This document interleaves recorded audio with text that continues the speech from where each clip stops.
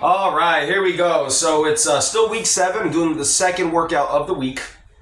But what I'm going to do is advance a little bit and go to the hard exercise pairing. So we're doing the basic push-up and then the side plank with the hip drop. All right, so let's see here. Oh, and then I'm going to continue to incorporate crunches into the routine as well, like I did yesterday. All right, so let's just get to it.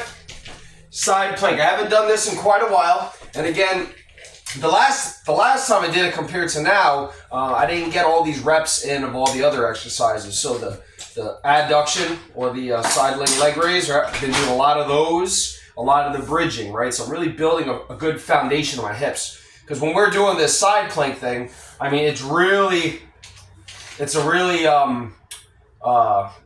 high balance maneuver, so if you haven't ever practiced it, you really don't know what I mean until you try it. Now, when I go up on my hand, that's where it starts to get really tricky, because that's where I need that extra flexibility that I may not have had a few weeks back if I wasn't doing all those other movements.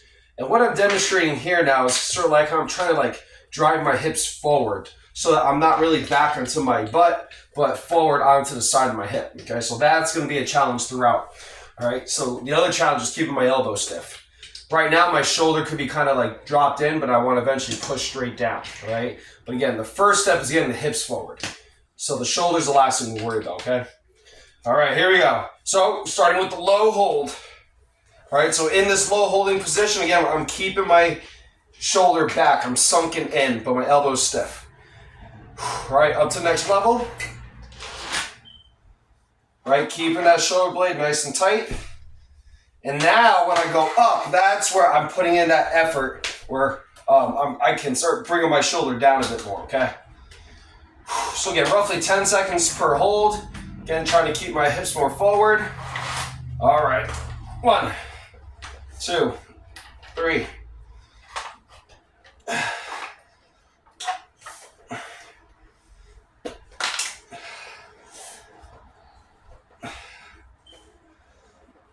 13, 14, man. So what I'll tell you is I felt way more stable. It was definitely way easier to do, but still exhausting. Getting over to the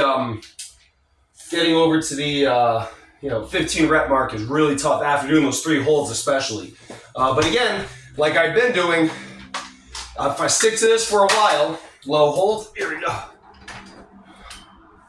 All right, so if I stick to the isometric holding for a while, and start getting used to that, in comparison, when I get rid of it and do the reps, it feels way easier.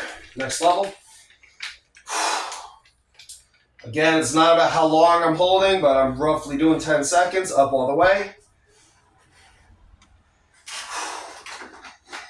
All right, here we go. 1, 2, 3, 4.